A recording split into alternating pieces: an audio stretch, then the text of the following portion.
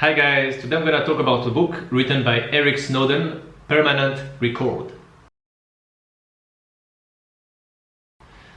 So this book is around 340 pages, written by Eric Snowden.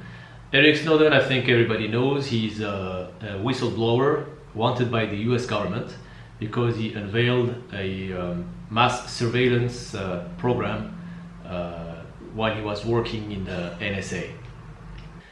So this system of mass surveillance can prey on all our digital data, and it can keep this digital data for many decades. That's why it's called a permanent record.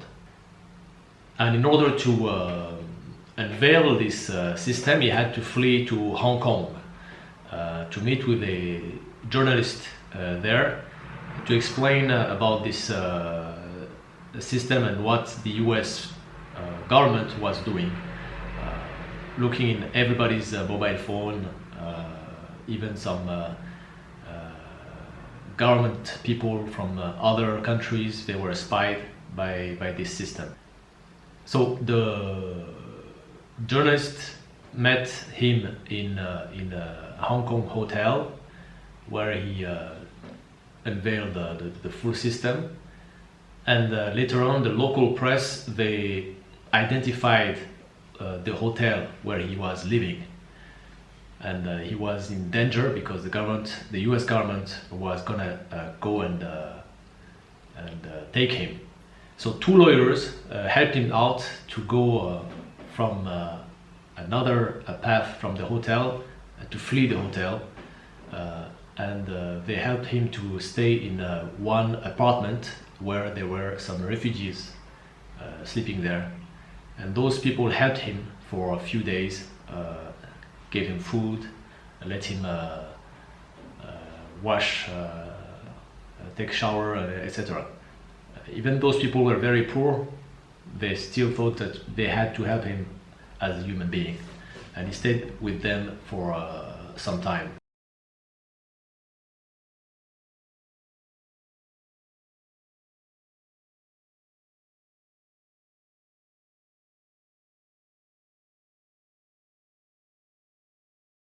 So Eric Snowden chose Hong Kong because he thought that he will be protected by a political asylum. But the thing is, the Hong Kong government rejected this, and it was illegal in Hong Kong. And there was a journalist that worked as an editor in the WikiLeaks. Her name is Sarah Harrison, that flew to Hong Kong in order to help him. And through her diverse connections in different countries, she found one country willing to help Eric Snowden. It was Ecuador. They accepted to give him the political asylum. But the problem was how to help Eric Snowden go to Ecuador. So Sarah Harrison, she decided to help him out and accompany him to Ecuador. So we took a flight from Hong Kong, but there was no direct flight to Ecuador. They had to go to another country and make a transfer to go to Ecuador. The problem is all the countries rejected the transfer. If you transfer in one country that have a relationship with the US, then it will be blocked in that country. So we found a way to go to Russia, and then from Russia to fly to Cuba, and Cuba to fly to Ecuador. We took the flight, so from Hong Kong to Russia. They went above China, so there was any issue. Nobody blocked the plane, and they arrived in Russia, and there he got blocked by the customs. And the FSB, it's the local CIA, they asked him to go in a room and they negotiated with him. They say they know he's Eric Snowden and his passport has been cancelled by the Secretary of State from the US. So they made a deal with him. They wanted to make a deal with him to say, okay, you give us some sensitive information and we can help you out. But Eric Snowden is not a traitor. He refused. He said, no, I'm not going to give you any information. I want to go to Ecuador. So he tried to go again to Ecuador, but he was blocked. The passport indeed was cancelled. And he had to stay in the airport for 40 days. And during those 40 days, a lot of journalists went to the airport. They wanted to have an interview with him, and making a huge mess. Until the Russian government, they decided to give him a not a permanent asylum, but with no time limit. He could stay in Russia. So I was surprised by the reaction of President Obama. I thought he would be more tolerant for this kind of case, because his policy is about social justice. He has the Nobel Prize for peace, but he was determined to catch Eric Snowden because he thought that he had to pay the price for his political crime, because this is a political crime under the Espionage Act of the US. And you can see the influence that the US have in the world, because many governments rejected the help for Eric Snowden. They were scared about the potential risk of their relationship with the US.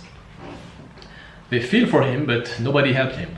Even to cross their airspace, and nobody was willing to take the risk. So they put him aside. And the only country that was willing to help at that time was Ecuador, and later on Russia.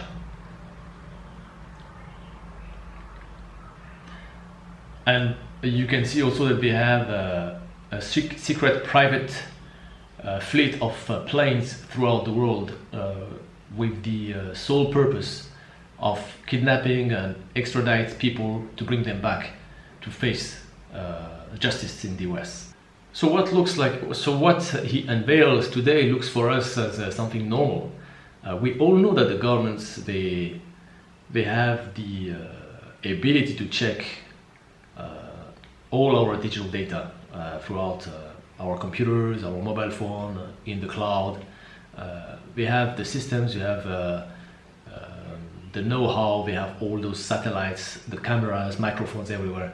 So it doesn't shock me that the government can access to all our data. It's not something that sounds like a revelation.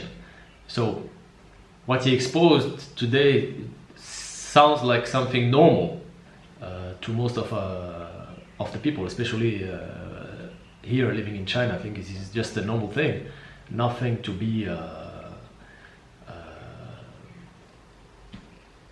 nothing that we pay attention to. It is just a part of the normal life. So I think there is something clear for us with all this capacity of spying, all this technology. If something can be done, it will be done, or it has already been done. So I don't think it's something that is so surprising that he deserves to stay in Russia for the rest of his life. We do not own our data. Even if you want to be discreet and you think that you send something and you just delete it, the systems are not deleting things, they are hiding things. So when you delete a file in the computer, in fact you just hide the file in the computer. It's still there, it's like a permanent record. Or it's in the cloud, you think it's deleted, but it's not deleted.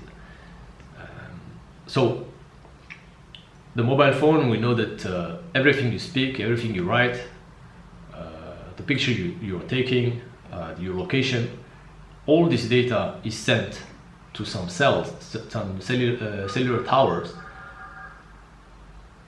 And this data doesn't lie, it's gonna be hidden. So it's part of life. If you want to be more careful, so send less of those kind of private things. There is no privacy in digital life.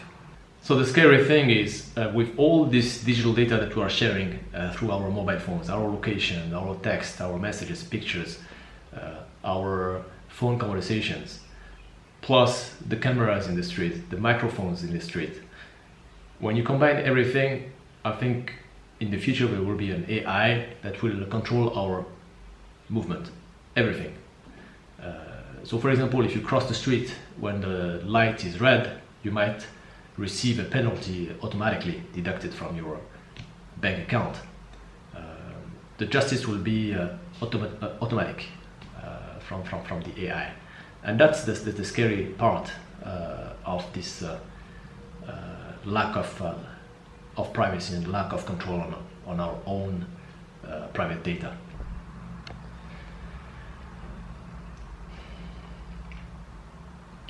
So I'm really impressed by the courage of Eric Snowden.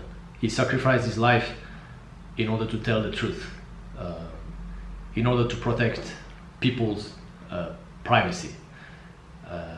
And he will live a reclusive life in Russia. He's been already away from home for more than a decade now. He's not able to see his parents. The good thing is his girlfriend flew to Russia to live with him, which is a good thing. But he's paying the price of his courage, of telling the truth. He didn't only believe in something, he stood up on what he believed in order to make a change. And for that, I think Eric Snowden deserves respect. Some key quotes. Would you rather let your friend hang out in your home alone for 1 hour, or let him spend even just 10 minutes with your unlocked phone? The way to make people trustworthy is to trust them. Saying that you don't care about privacy because you have nothing to hide is no different from saying you don't care about freedom of speech because you have nothing to speak. So I will give this book the grade of B+. Alright, thank you guys, and I'll see you on my next video. If you want to read more books, improve your reading speed, and know the books I read and the insights I got from those books, please subscribe to my channel and give me a like.